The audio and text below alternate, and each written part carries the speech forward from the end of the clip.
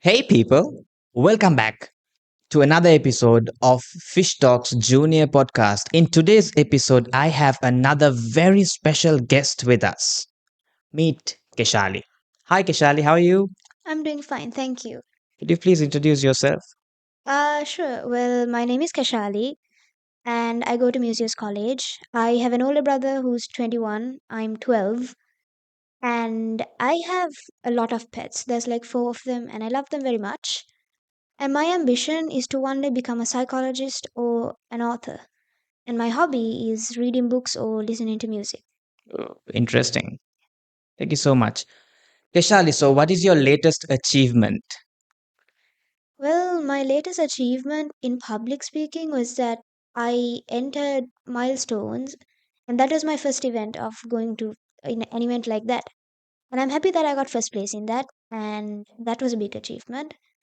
As for my very recent achievement, is that I got chosen to do interhouse drama, which I've never really tried, so I would love to do that. Hmm. Okay, interesting. So first let's get into the milestone. So was that your first stage event or stage Well, speech? not stage event, but that was my first stage speech. Stage speech. What did you talk about? I talked about whether homework should be banned or not. Why that topic? Well, I thought that that topic might be interesting for the crowd to listen to, and honestly, I liked that topic a lot. It was interesting. Mm-mm. So were you the one who chose the topic or did coach give you the topic? Coach gave all of us a few topics to choose from, and I chose that. Mm, okay, interesting. So were you a born speaker or did you develop that skill growing up, public speaking? I developed that because I was terrified of meeting people. Social anxiety is an understatement. I was absolutely terrified before I got into public speaking, and that helped me a lot more. I was able to make more friends and be more confident. Okay. So from being social anxiety is an understatement.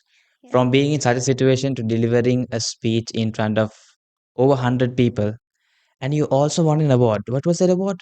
That was the award for first place. You were the audience choice. Yeah, Yeah, audience favorite speaker. yeah. So from being such a introverted social anxiety person to being the audience best speaker. How was that experience? Honestly, though, I could not describe it in words, but that felt really amazing, like a lot. I didn't even know that I could achieve that much, but I was terrified of going up to the stage. Then I was freezing. I thought I was going to faint. But then when I got to the stage, things got more calm and I got more comfortable. Mm-mm.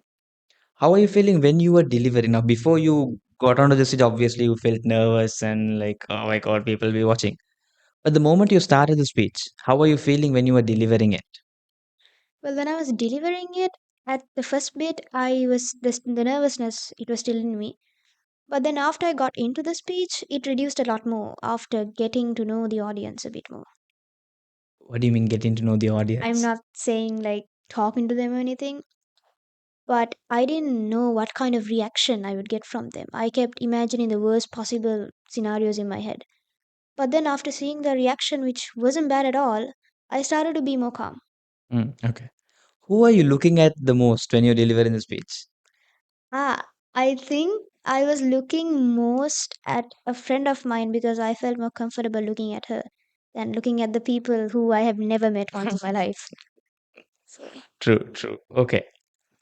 So while you were preparing the speech, so audience best speaker is not a normal award. Like the entire audience has voted you to become their favorite speaker. So in that journey, what are the obstacles that you faced while you were preparing the speech or practicing the speech? What are like tell me the biggest obstacle or challenge that you had? The biggest obstacle now for others it might be body language, eye contact, whatnot. But for me, it was the scenarios that I kept imagining in my head, like what would happen if I mess this up. That would go on non-stop. It would keep me awake at nights. Like, what if I mess this up?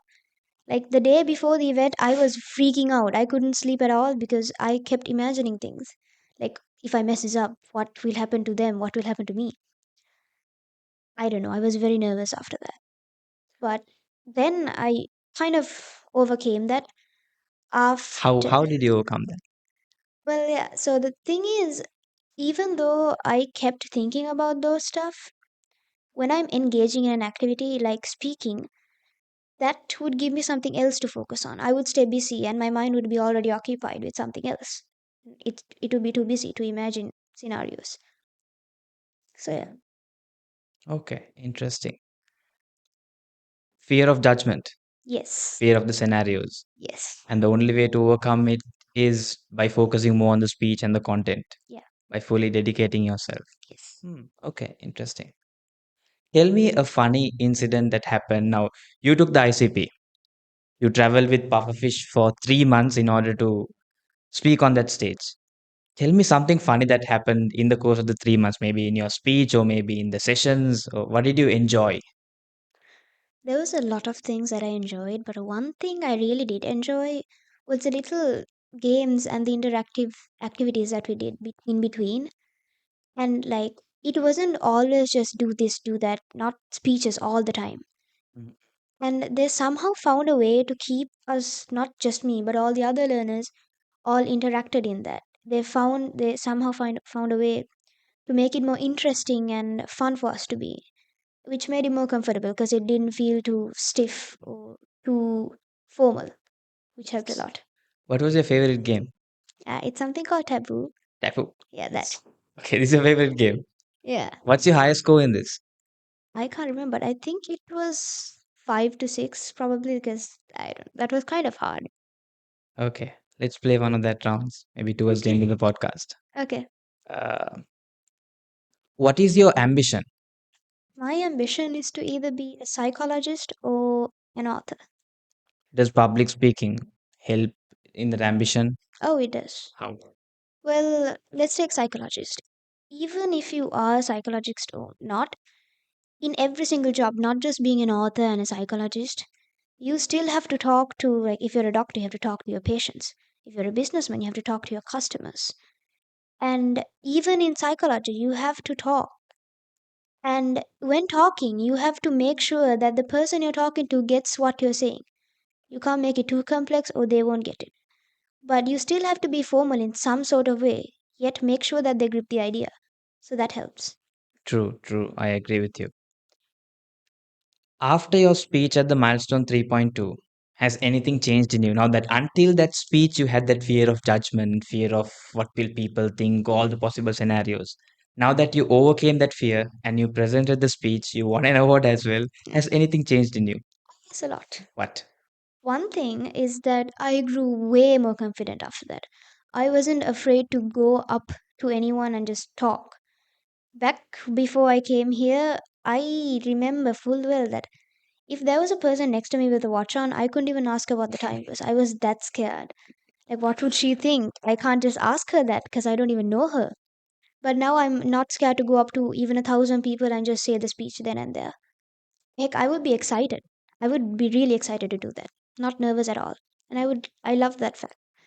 I mean, sometimes I do get a bit nervous, but that's general. That's just how humans work.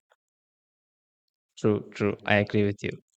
In your speech, you delivered a story Yeah. about you and your sectional head. Like, why did you choose that story and what inspired you to choose that?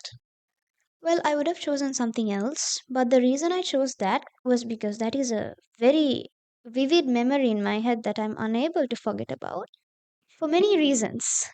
And the other reason is that I felt that if I spoke about that specific story, which would have a lot of twists and turns to it, including a bit of fun, the audience would find it funny. And what they would do is that they would keep on listening. It would be easier for them to focus and for me to focus as well. True, true. Do you watch movies? Are you a fan of movies, TV shows? Yes. Okay. If you were to title your public speaking journey, because I think you started the journey with pufferfish in December. Yeah. I remember you came for the December workshop. Yeah. Yes. The 5 day workshop. Yeah. So, what inspired you to join for the ICP after joining the 5 day workshop? Why did you feel like it's a need? Well, after I came to the 5 day workshop, I didn't think much would change in me, but the thing was, a lot of things changed.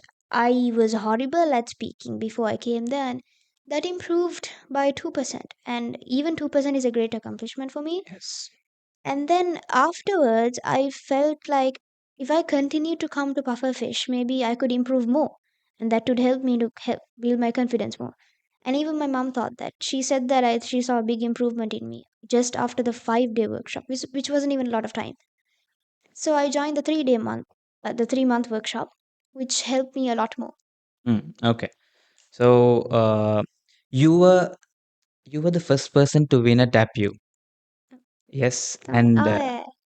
Coach Anderson said that one of the reasons why you won the tapu is because you took part in many competitions and debates and stuff in school. Tell us about that. What was Well, it about? I didn't ask much about it. yeah. So the thing that I took competition in when the 5 day 3 month workshop was there was debating. Now I wasn't a fan of going up to and just debating about random things. But then after thinking about it for a while, I was like, why shouldn't I take this opportunity? It's a good opportunity. I could speak and that would help me grow my confidence more. Besides, I'm okay in debating due to the fact that I have a sibling. So I was like, why not try this out? Maybe I could win something. So I went, and that also helped me. I did win something actually. Like our team won the debate, and then just 2 weeks back, I auditioned for Interhouse Drama, and I got chosen. So there's a public show coming right up after 2 weeks. So Dang. I'm in it, and I'm really excited for that because this is my first public show. It's public show. Anyone can come. Yeah. Even we can come. Yes. Okay, we'll come for it definitely. Congratulations on all of your achievements. If you were to give a movie title for this public speaking journey, now you're entering the public stage. Even milestone, we call it a public event. It's like an in-house event. The parents, the coaches, it's the pufferfish community that joins in. But now you're actually going for a public event. How do you feel about it? And what's a movie title we can give? Well, I feel nervous, but I also feel excited at the same time. Like, I'm still scared. What if I mess it up? But I feel like if I forget about these thoughts and just go for it because I like drama, I love it a lot, and maybe I'll succeed. Probably. As for the movie title, now, I do watch a lot of movies, but I'm horrible at titles. But for the journey I came across, I would call it a big break. Big break. Yes. Okay, okay. Sounds interesting. And I have to mention this. You don't have to worry about underperforming in your drama contest because I came for the final evaluation and the feedback coach Anderson gave was be a little bit less dramatic because you have that 200%. And in a drama stage, you're going to definitely ace it. So don't worry about it. The first all the best is from me. Thank you. You're going to ace it. All right, Keshali, thank you so much for that insightful podcast. We learned a lot about your experience. Because as coaches, we watch your story, but we never hear the stories from your end. It was nice hearing the stories from your end and how much you are definitely going to be an inspiration for our audience. Because there are a lot of people who fear the judgment, who are very capable, just like you. Yeah, you're very capable, but they fear the judgment. What will people think? Now, your story is going to change the lives of maybe hundreds and thousands of people. Definitely. Audience liked you in the milestone, and the viewers are going to like you in the podcast, and this is going to go international, hopefully. Okay. So, Keshali, during the podcast, I didn't ask you much question. Do you wish to share anything that I failed to ask you? Any experience that you wish to share, or anything for the audience? Well, there isn't much. But one thing I would love to say is something that I experienced, and I talked about it here just now about being judged. Because when I felt like I was being judged, even though I practiced the lines and whatnot, I would practice them over and over again and I would be an ace at it. But when I go up to the audience and just speak, I would mess it up. Why? Because I was scared of being judged. However, I did the same thing at the milestones, except I didn't think about the audience at first. I just focused on what I was going to say and I focused on the positive side of things. And maybe that was why I believe that that was why I was able to win first place. So I say, don't be afraid of like being judged or anything at all. Just go for it. That's it. Awesome. Are you a good impromptu speaker or are you a good prepared speaker? I say improv. Impromptu. Social media. Talk. I talked about it last time. Oh, then no, I'm changing the topic. Wait, hold on. Let me give you another topic. Oh, phone addiction. Is it the same thing you spoke about? Social media is different. Yeah. So, phone, screen, How long should it be? 1 minute. Fine. Okay, shall I start? Start. So, phone addiction is a lot of things that a lot of people, not just teenagers and kids, but adults also have. Like a lot. Take my brother, for example. He's 21 and he still uses his phone. He hasn't even got a job. He's still on his phone all day, every day, till his phone runs out of battery. I don't know how or why, but his phone runs out of battery in less than 2 hours because because he uses it a lot. But the thing was, because of this very reason, he had to go and get his eye checked. Later, the doctor said that he had to get his glasses because he couldn't see that well. Why? Because of the phone. And then the entire way home, my mom was like, I told you not to use that. I told you not to use that. Maybe she is right when she says that it is the phone. For everything we do wrong, her answer is always, it's the phone.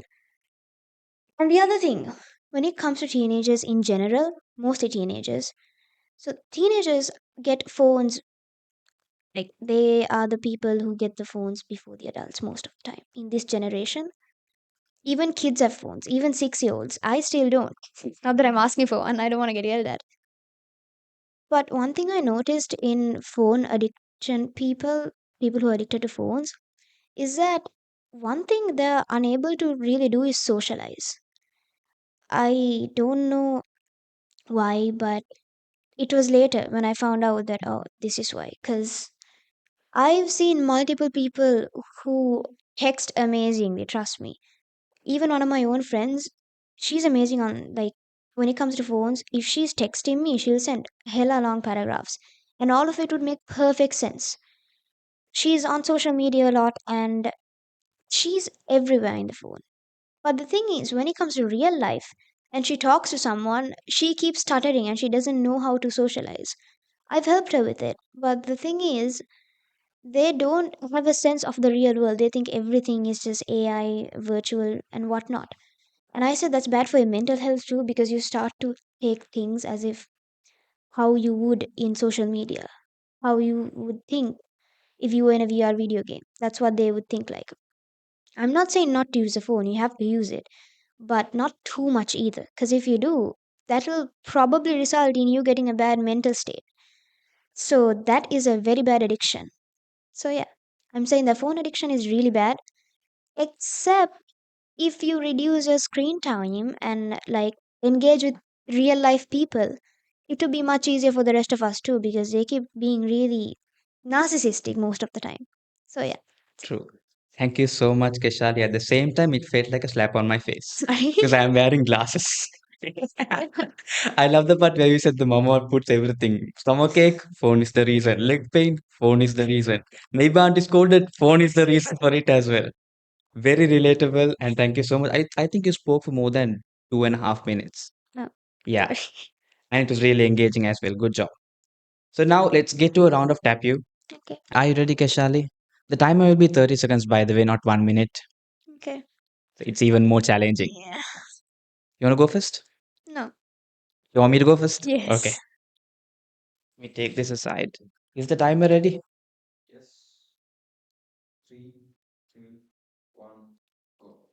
You have it in your house. Outside of the house, there are trees. Garden. Yes. Uh, the bigger stable version of the laptop. Computer. Yes. Camera. Yes. I'm skipping this. Fish live here.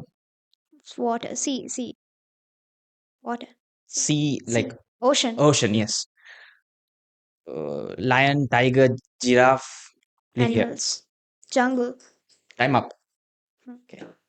Four cards. How many can I skip? One.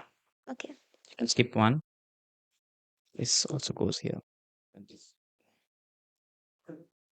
Okay, now is your turn.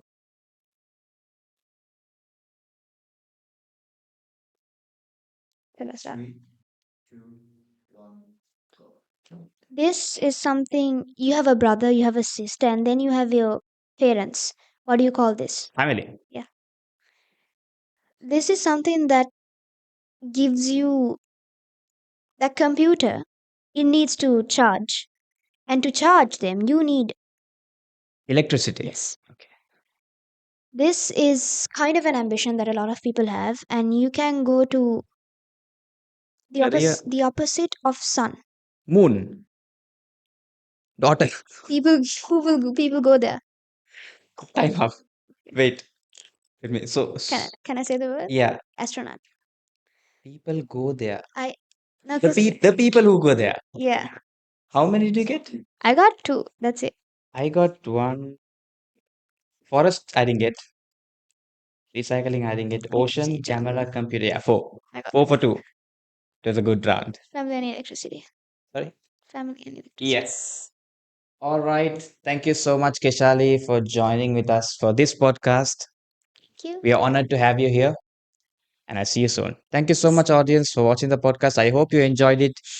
Your audience, our audience favorite speaker, and we hope she's your favorite speaker as well. Keshali, bye bye. Say bye to the camera.